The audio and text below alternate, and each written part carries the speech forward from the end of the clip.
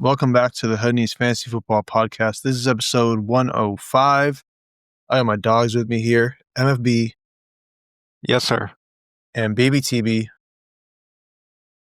And this is week 12, Studs and Duds. We're going to blast through these guys. You can't trade anymore. Trades are over. You can just do waiver pickups. At this point, if you're depending on one of these guys to win your week, you're headed for the toilet bowl. Jameis Winston, top of the QBs, 31.74 fantasy points, threw 2 touchdowns, caught a touchdown, did it all in that game. This guy is like, he is NFL football. You're not wrong, man. I don't know. Every single team that he's been on, he's like the Shaq of the NFL right now, like rainbow teams. He's been on a bunch of teams, but once he starts and plays, bro, he's just a fantasy menace. If you need a quarterback, Jameis Winston. Yep. He's been like that every time. He's always been backup, but just comes in and slangs it, man. Literally. Besides when he started for the Saints. Didn't he start for the Saints a few years back? Let's move on. Let's move on. Jalen Hurts next on the list, 30.86 fantasy points. We haven't seen him here very often. He finally got it done against the Cowboys, still lost. So that's tough. I think 2 rushing touchdowns, right? Yeah, I believe so. Also, this is we need to just see more of this from Jalen Hurts, every week, right? He threw an early tud to AJ Brown, and the Eagles just need to keep doing more of this, right? It sucks they lost. It was some crazy defensive stuff going on during the game, fumbles, this and that. It was wild, but the offense needs to keep moving like this. So it's easy to move like that when you're playing against Dallas. Their defense is one of the worst. That is fair and true. But they did add Quinnen Williams from the Jets, so it's a tiny bit better for the inside run game. Yeah, I feel like Jalen Hurts. Wait, we're talking about Jalen Hurts, right? Right. Yeah. The audio kind of cut. I was about to say the second half. He could have had way more points, but obviously I don't know. The Eagles were just in shambles for some reason. So yeah, the Cowboys came back and ended up winning, which brings us to the next player on this list, Dak Prescott, 27.06 fantasy points, did his thing, and led them to a comeback victory. They were down 21-0, and they came back and won. So good for them. Bro, like I'm saying, nutty divisional game. Yep. Yeah. They tend to be that way in prime time too. We're probably going to talk about it, but bro, George Pickens, bro. Dude, he's at number 2 in fantasy right now. Number 2, I don't know. We're going to talk about George Pickens, yeah? Yeah, my sit of the week. Sit that fool. Crazy. I'm trying to make bold claims, but sorry. Go on. It doesn't work. Cam Ward, I'm going to throw him in here because he did pretty well, 23.94 fantasy points against a tough Seattle defense. So he did his thing. So we put him in there. I mean, it's not really a stud performance, but for him it is. So I threw him in there. That's it for the quarterbacks. Let's go on to wide receivers at the top. Very common on this list. JSN, man. Nothing new. Nothing new, bro. I think he is on pace to be the best fantasy receiver of all time. I believe he is. On pace, I believe. Yep. And just letting everyone know, I avoided him many times. I do too. Very hard.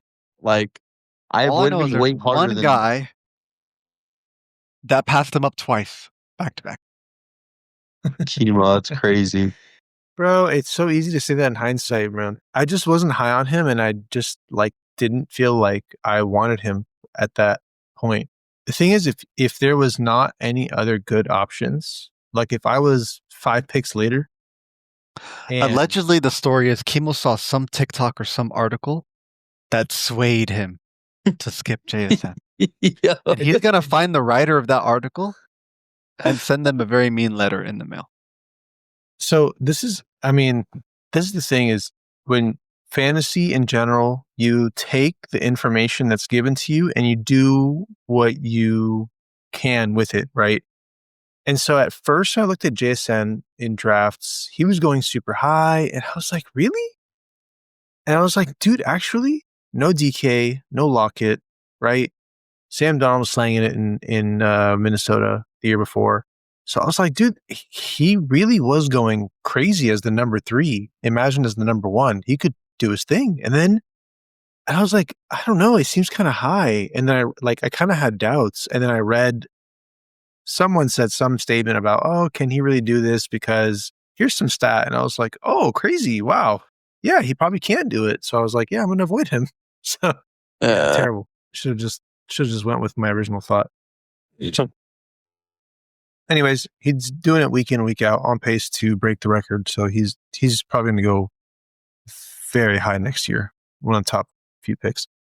Wan'Dale Robinson, 26.1 to go along with Jameis Winston. I think he caught 2 touchdowns, if I'm not mistaken.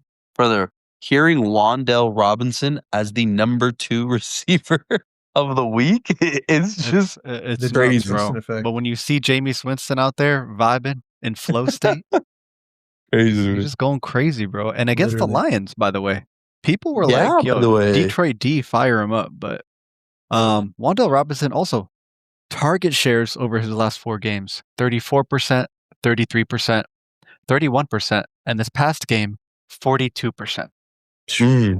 Yep. So the ball was just going to him. Best receiver on the team for sure. Well, until, what's his name comes back? Neighbors. Amon-Ra, 25.4 fantasy points. It was the Amon-Ra show. They ended up winning that game. It was a close game though, surprisingly. But he wasn't even the biggest stud on the team. Yep. Let's move on to. Oh. No, I'm just saying, like, he wasn't. There's a big name coming up that we all know. Yep. George Pickens, 25.1 fantasy points. I think we were talking about this before. The number is 2. he the wide receiver 1 on the Cowboys? Oh no, that's so hard to say. No, with the way CD is dropping these balls, bruh. Like, I don't think he is the number 1. I'm gonna say yes. I'm gonna say yes. I think if you need, bro, double coverage, bro. Everyone's covered. They're throwing it to freaking Pickens, bruh. Pickens, go make a play. Pickens, go jump ball, bro. It's literally like, I don't know. Look, it's poetic. It's amazing. You can't ignore what he's doing, and he was getting it done even without CD there. They were making highlight reels of Pickens versus Cooper DeJean. Yeah, bro. He was going to work. You know what? You may be onto something. It may be turning into, bro. It's not because, like, bro, CD keeps dropping these balls, bro. It's like CD is dropping, and it, like, oh my god. Oh my. If I'm a Cowboys fan and I have a CD jersey, I might burn it. Like, bro. No, bro. Like, it's not like, you remember week 1 against the Eagles too? Yes. He dropped like 3 critical balls, bro. Yeah. And like one of them could have been like a 10-point swing.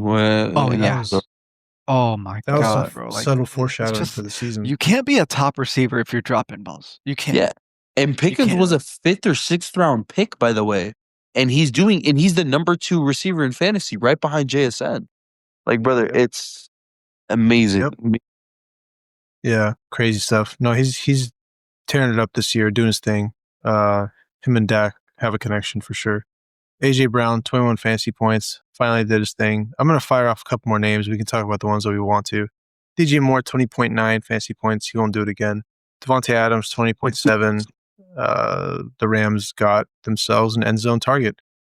Rashee Rice, 20.1 fantasy points. Him and Mahomes connected.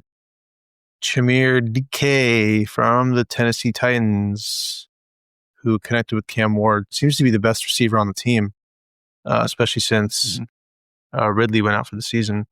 He also returned a touchdown, so that's pretty good. That's it for the receivers in terms of studs.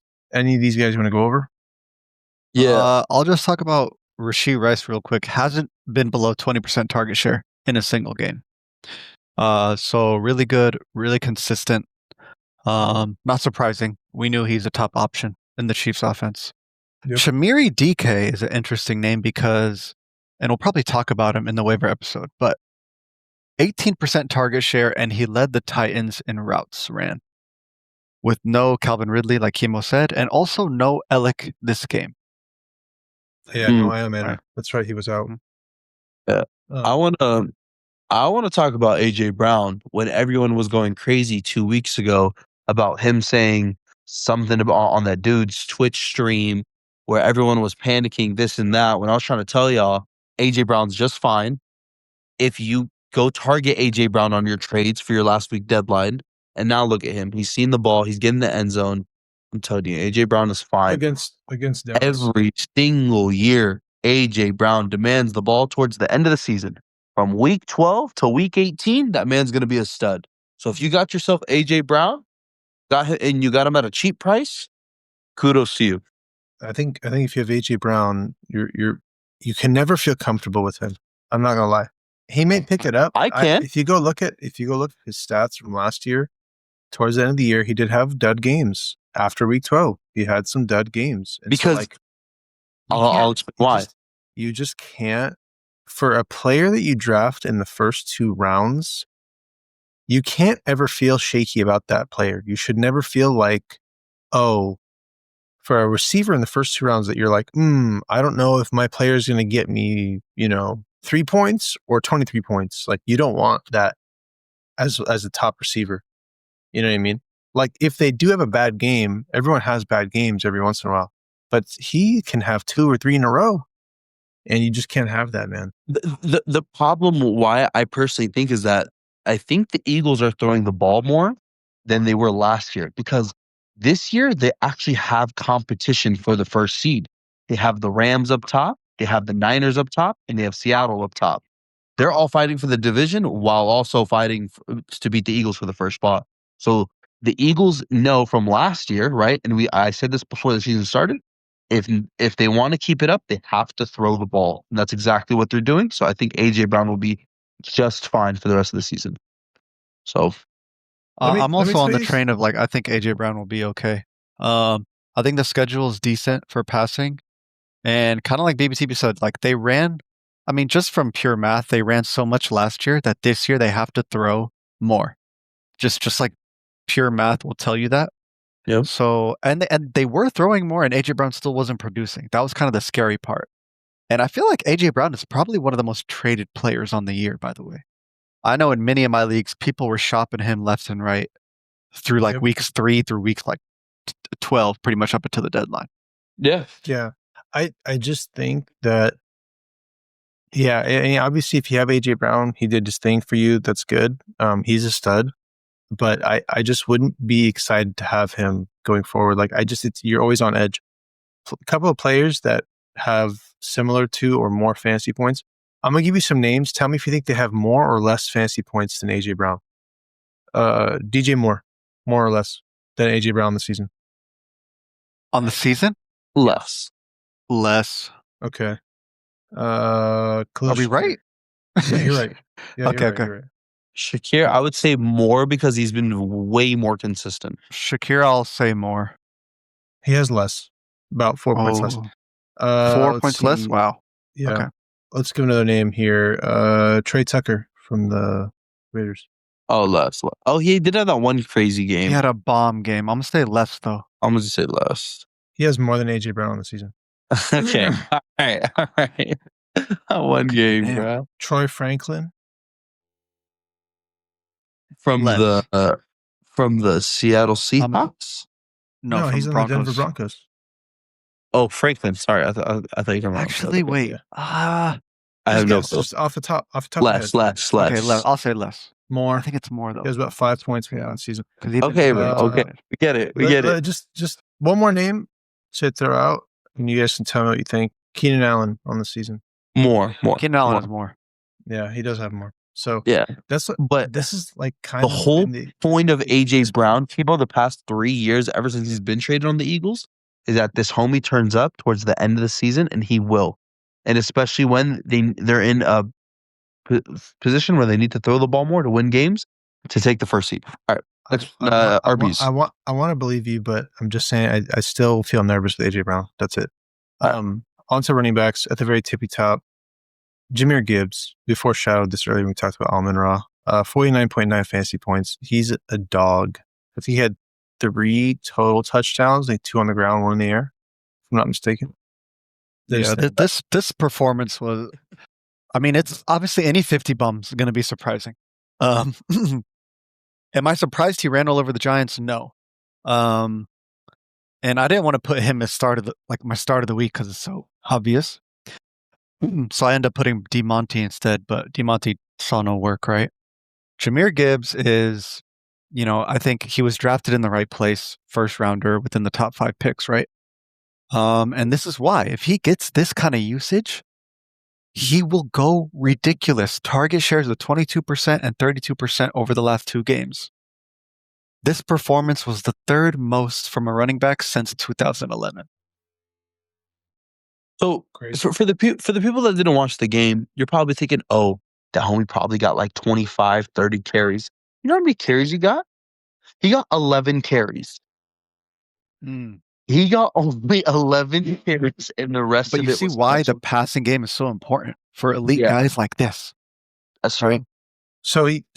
I'm gonna actually correct you. He had 15 carries, and he had 11 receptions. Yeah. So sorry. Sorry, 11 receptions. So he had 26 total touches, 15 carries, but the 11 receptions also added in, and he had a receiving touchdown. But still, it's still impressive regardless. Like he's just, when he gets the full workload, total workload, and they give less of it to David Montgomery, like this is what he's keeping. And they've had a soft matchup, of course. And we saw it at the end of last year. Yeah, but you want to see your guys in a soft matchup do work like this, Exactly. Yeah, exactly. Yeah, but I mean, I got Monty in another league. He could have gotten a little bit of love, but it's okay. We'll see maybe next game. Emmanuel Wilson, who took over for Josh Jacobs, 25.5 fantasy points. He slotted right in. Christian McCaffrey. Why are you saluting? Wait, why is this guy saluting over here? That's my soldier right there. Used all my fab on him, and he got me 27 points. I still lost, but it's okay. Okay, nice. Yeah, I respect that. I think people are like surprised by this performance. I'm really not surprised because Green Bay rush game is very good. And in even games where Jordan Love does nothing, right, and he's doing bad, the Green Bay rush game is always solid. So like I'm not mad at you blowing your fab on him. I think that's very much worth it, even for like a 1-week win if Josh Jacobs comes back. Because they were trying to bring him back. Yeah, and even if he did his thing. Emmanuel Wilson was definitely solid. I think he had 2 rushing touchdowns. Christian McCaffrey, 23.7 fantasy points Monday night against his former team, the Panthers. Did his thing. I thought he would do more, but he can only do so much. Derrick Henry, 21.8 fantasy points, also did his thing. Ashton Genty saved his day with a receiving touchdown at the end. James Cook, 20.4 fantasy points on Thursday night when Josh Allen crapped himself on national television. ETN, 19.1 fantasy points, who some people thought was going to lose work to the rookie Tootin. He did not lose any work to him. Not me. Kareem Hunt, 18.5. All right, bro. Okay. I didn't. Hey. This guy's salty. He traded for Genty. Damn, right. We gotta give you some. We gotta give you some stick for it, brother. Kareem Hunt, 18.5 fantasy points, and that's it for the running backs. So I'm just gonna go a little off topic, but no, I'm not too far off. But not too far. We already took up enough time. And listen. So you guys remember last week when Josh Allen had like 6 touchdowns and went absolutely crazy and nuts, right? There's a person in our league. We call him Big Leo. Big Leo has Josh Allen. He also has Jared Goff on his bench. So you're thinking, Josh Allen just went crazy. Jared Goff has been whatever. I'm going to play Josh Allen. What does he do? He benches Josh Allen that Thursday night game and plays Jared Goff. Absolute masterclass. By the way, he's been doing this all season with a bunch of different players. I'm going to have a couple of the high jazzes tell me his players that he's been doing that with. So he's been doing some voodoo shit. But all right, we can move on. I mean, wins matchup. that's crazy. Would I do it? Probably not. I would probably not bench Josh Allen against I've anybody. not. No one's But benching Josh maybe Allen. maybe he saw the statistic. I was gonna go over this later, but Houston hasn't allowed a QB1 performance this whole season. He's not thinking that. He's not thinking that. Then I don't know. He may not be thinking that. That's like you next week. That's like you next week benching Jahmyr Gibbs. They play Houston. No. No, but That's saying, that. Our running I back's was different, like- but yeah, I kind of get it. But It was a like, matchup too. But yeah. Look, Anything on the other running backs? C-Mac, crazy dog. He might finish as RB1 if he's fully healthy. He's just a menace. He's here every week. He lives in this list. Derrick Henry, target shares have been increasing last 3 games, which is very much a good sign. Yeah. What other notes do I have? James Cook did this well with a sub 60% snap share. yeah. It's quite interesting. But Yeah. other than that, nothing else. Okay. Things to note. Let's move on to tight ends. Let's blast through these so we can get through the duds and finish off this episode. Hunter Henry at the top with 21 fantasy points. If you have a tight end and they're playing against Cincinnati, start the tight end. Colston Loveland tore them up for 2 touchdowns, got the game-winning touchdown on them a few weeks back against Cincinnati. Every time a tight end plays against Cincinnati, it's an amazing matchup and they always pop off. So whoever Cincinnati's playing next week, find the tight end, start him. Colston Loveland, 12.9 fantasy points, got into the end zone this game, did his thing in that matchup against Pittsburgh. Trey McBride, 12.4. He also lives in this list for the tight ends, especially with Brissett throwing the ball. Colby Parkinson from the Rams. He's on the Rams. Yeah, 12.1 fantasy points. Yep. That makes sense with Matt Stafford going crazy. A couple more names. Brenton Strange just came back off IR, 11.8 fantasy points. We called him out in the waiver episode. We mentioned before. Kittle, 10.8 fantasy points. It's not really a stud performance, but whatever, you'll take it. And that's it for the tight ends. Yeah, only note I have here is Colston Loveland. He had a 68% route participation, which is his highest mark with a healthy commit. So seeing a little bit more work, even with a healthy commit. Obviously, with no commit, he would be insane value. But yep, he's both tight ends there. Commit's still there, yeah. It's funny is last week I told my younger brother to pick up. He's starting TJ Hawkinson. I told him, bro, drop Sean Tucker and pick up Colston Loveland. Hawkinson's not getting it done. Don't start TJ Hawkinson. Like, just pick up another tight end on your team. You're not going to start Sean Tucker. And that was the week Sean Tucker went out and got 33 fantasy points or whatever it was. And he was like, bro, way to go, man. You told me to drop him, whatever. And then I was like, bro, you're not going to start him. And what's his name? Bucky Irving's coming back. Like, just drop him. Go pick up a tight end. You need a tight end. You don't want one of these tight ends to pop off. And you don't have him on your team, and then you're struggling on the waiver wire. Yeah.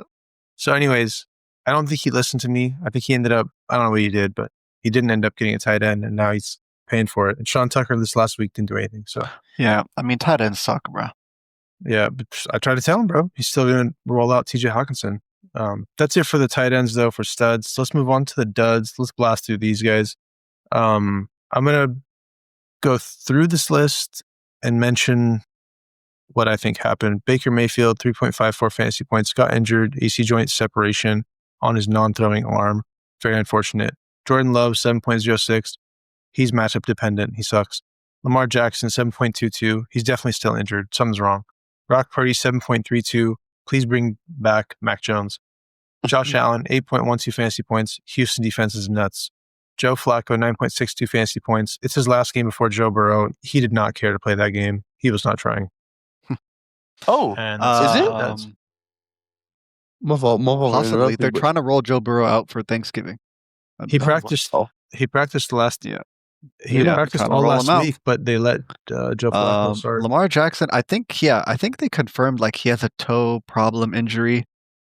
Lamar Jackson been disappointing. He scored 28.5 points over his last 3 games combined. Yeah, man. I've been feeling that. Jameis Winston had that in last week. Higher than that. Sorry. That's crazy. Josh Allen, like we said, bro. Houston D. So don't expect to see Daniel Jones finish his QB1 next week. Pretty much. When we what you talk can about take away. QB1, we're talking about top 12. Top 12, yes, correct. Yeah. Just FYI for those listening. Baker Mayfield, very unfortunate. AC joint separation out on his non-throwing arm, though. So I don't know. We'll see what happens these next coming weeks and when he's back. That's it for the QB duds. Let's move on to wide receiver duds. Again, I'm going to blast through them. You guys can talk about who you want. Jameson Williams, donut. It was an Amon-Ra show. Jordan Addison, also a donut.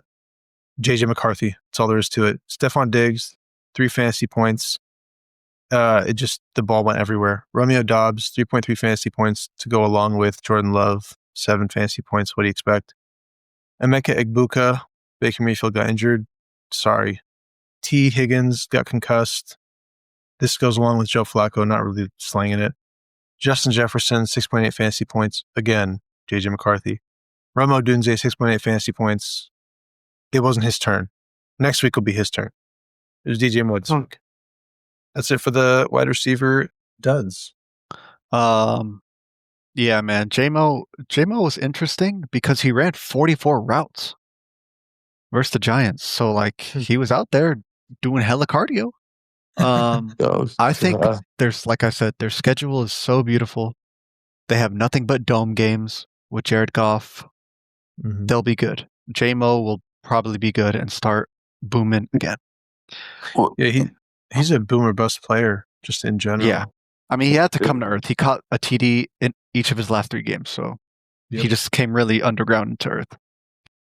Stephon Diggs, 9% target share, his lowest since week 3. I think it'll probably go back up, hopefully for all the Diggs owners out there. Mm-hmm. Yep. And then Justin Jefferson, here's a stat. He's averaging almost 12 PPR points per game with JJ McCarthy.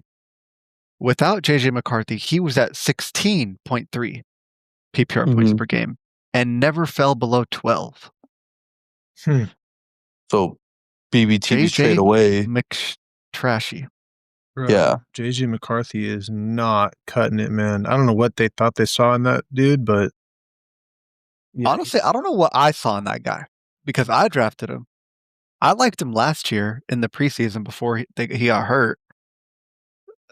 Homie just sucks, bro. And homie's hella corny. Have you seen this? I'm gonna start sending you his stuff. No, you know who I sent? No, please do. He calls himself 9. He's like, I have an alter ego 9. I was like, bro. What? As soon as I saw that video, bro. So in me and Kimo's league, we have this guy who has Justin Jefferson, and I spam his messages with JJ McCarthy stuff. Just send him all the memes, bro. All the little video clips. Like, bro. He's a cornball, bro. We don't need another cornball. We already have Russell Wilson. He's still in the league. So we don't need another cornball until he's gone. But yeah, man, very tough for Justin Jefferson. But he's concussed. I think possibly a soft bench. There's been a lot of soft benches this season. We're talking right? about JJ McCarthy, not Justin Jefferson. Sorry, JJ McCarthy. Yeah, but JJ McCarthy with a concussion. So it's gonna be Max Brosmer time. Now I don't know about this Brosmer guy, but he got to be better than what we're seeing. He's gonna he better hyper target Justin Jefferson, and that's it. Like that's if he wants to succeed. Anyways, let's move on to the RB duds. Not too many actually this week. DeAndre Swift, 1.4 fantasy points. It's Manungai show. He's taken over. Alvin Kamara got injured in this game. Wasn't really doing anything before the injury, to be honest. 2.5. Chemo start of the week. Week after start of the week. Brother, at least I didn't try and sit. George Pickens. David Montgomery, 5.2 fantasy points. It was the Jahmyr Gibbs show. Nothing else to it. Jonathan Taylor, 7.6 fantasy points against tough Kansas City defense. That's it for even 7.6 isn't that much of a dud performance for Jonathan Taylor. It is, but yeah. Swift, they're using Manungai a really good amount. He got outsnapped by Manungai, 35-29. Yeah. So we'll see how that works in the coming weeks, but I'm pretty sure it'll still be close to 50-50 share over there. Kamara, never trusted him this season. No reason to. He's gonna retire. I would hope so. Actually, I hope he doesn't, so I could have dumb league mates keep drafting him. Oh, or that. Yeah. I forgot another name I forgot to mention here is Kyron Williams. Only had 5.3 fantasy points against Tampa Bay in a game that they just dominated.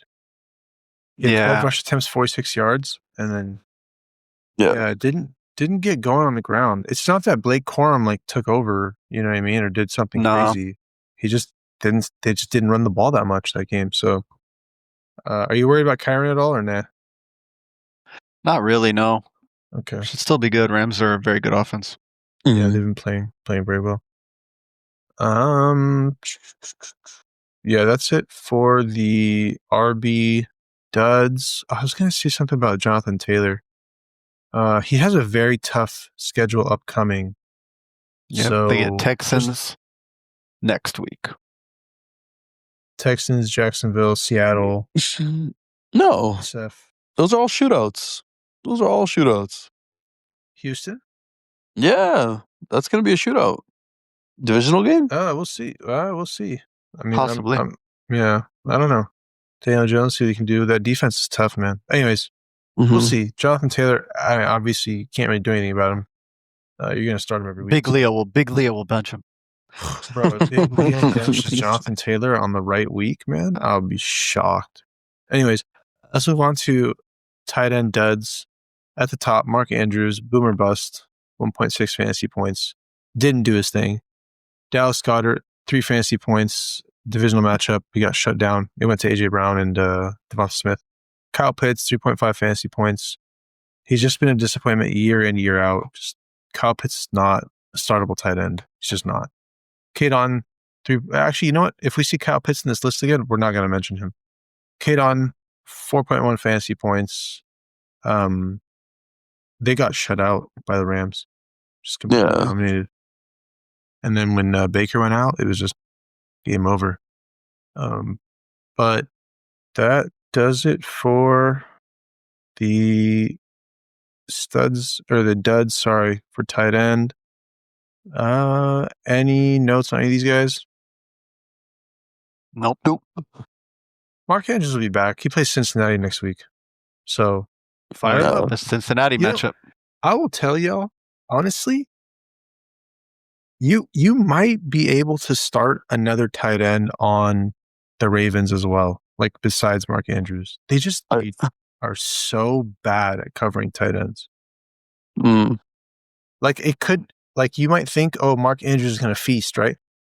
The touchdowns just might not go to Mark Andrews. It'll go to like Kolar or the other one, so I don't know. I wouldn't feel like, oh, dude, Mark Andrews is going to have a fire week this week. I would temper expectations for Mark Andrews, to be honest.